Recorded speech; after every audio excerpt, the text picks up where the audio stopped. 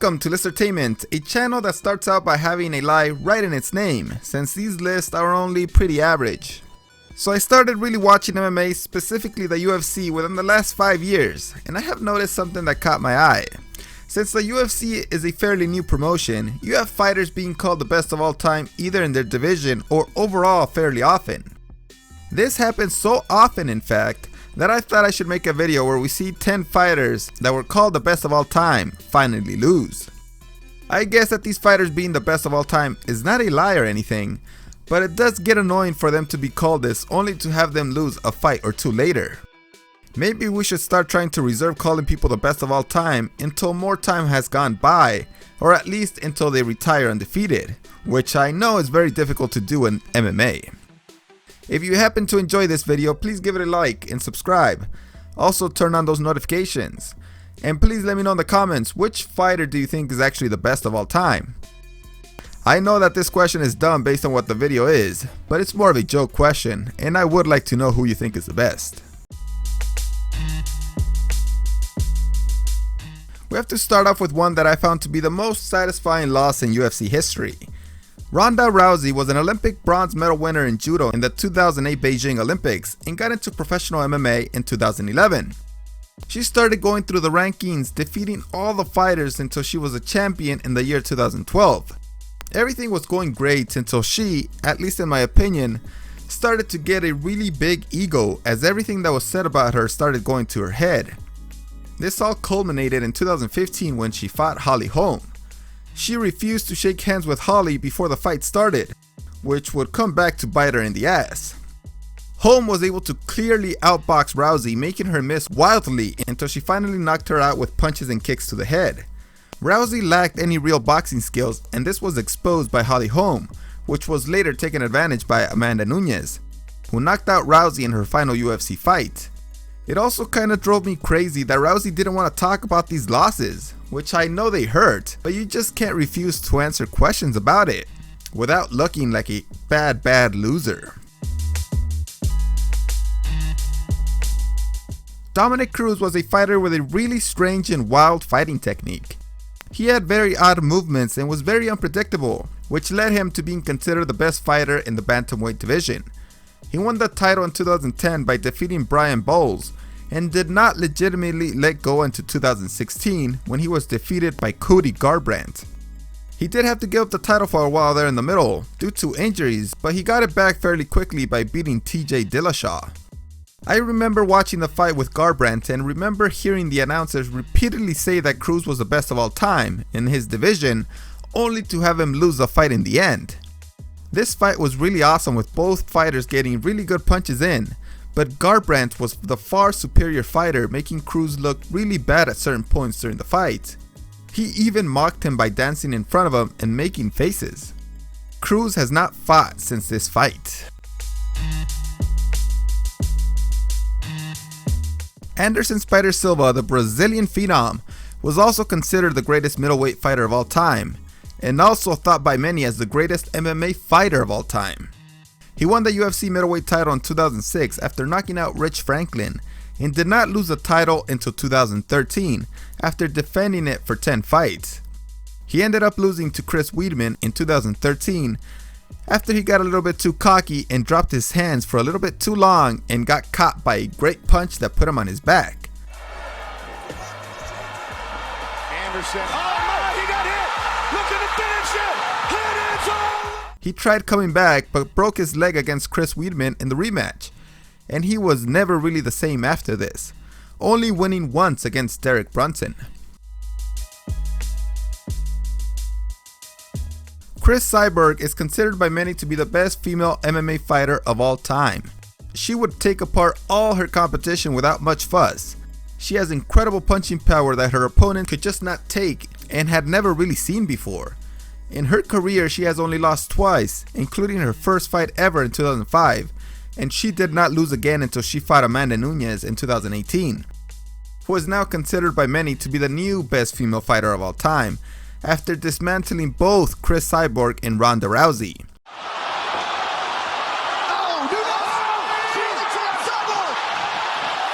And now it's real. Oh, she's still got her down. Chris Cyborg is 34 years old and still has plenty of time to rack up more wins, especially since, other than Nunes, nobody seems to be able to stop her. She might still be considered the best depending on what Nunes does in the future. Jose Aldo was considered the best featherweight of all time. He started fighting in 2004 and his only loss before his career started going downhill was in 2005, very early in his career. Then he went to have 10 years of not losing a single fight.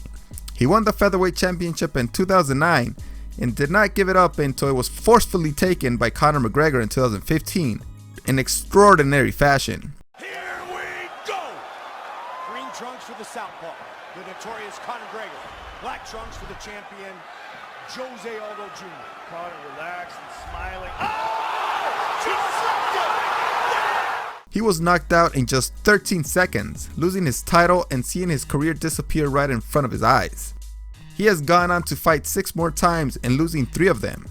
It's not like he's very old at 33, it's just that the loss to McGregor completely changed him forever. Stipe Miocic was considered, and still is considered, the best heavyweight fighter of all time. I say was considered because he lost to Daniel Cormier in the first matchup, which was a guy moving up from light heavyweight. There was an obvious size difference between the two guys, but somehow Cormier was able to knock him out. Look at that 1-2 by DC. And then he clinches. Exactly what you gotta do. Which many experts said it wasn't that weird since Cormier has fought heavyweights in the past. Miocic did come back and defeat Cormier via punches, but it wasn't as convincing as the knockout by Cormier. Miocic does still hold the record for the most title defenses in the very chaotic heavyweight division at 3 defenses, which lends credibility to him being the best heavyweight of all time. Joanna Jedrzejczyk became champion in the women's strawweight division back in 2015 after defeating Carla Esparza, and she has the record for the most defenses in this division with a total of 5. Until she finally went up against Rose Namajunas, who was able to beat her via TKO in 2017.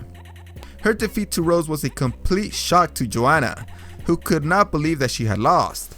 Also, leading up to the fight, she did a ton of shit talking trying to intimidate Rose, which is actually one of her weapons. She tries to defeat her opponent psychologically before even stepping into the ring, but it did not work this time.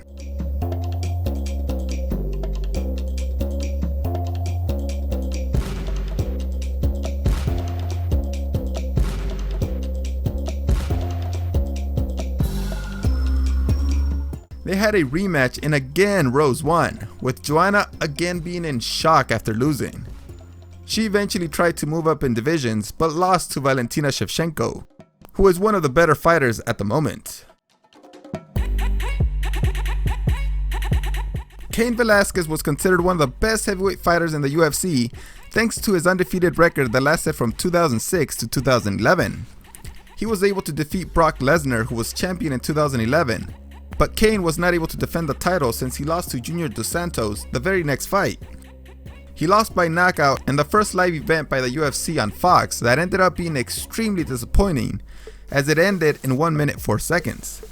He regained the title in 2012 by beating that same Junior Dos Santos and defended the title 2 more times before losing to Fabricio Werdum. As was mentioned during the broadcast, Velasquez decided to not arrive in Mexico City with plenty of time to get used to the high elevation, while Werdum trained there for several weeks.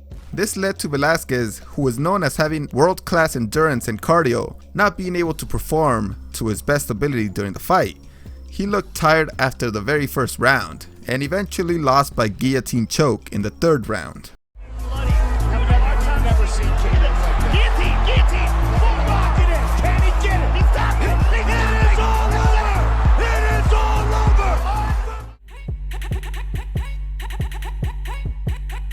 Daniel Cormier is considered by some to be the best light heavyweight champion and possibly the greatest fighter of all time, especially after being able to hold both titles at the same time.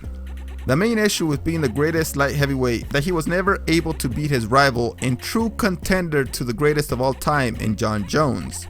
He lost twice, although the second one was changed to a no contest after Jones tested positive for steroids.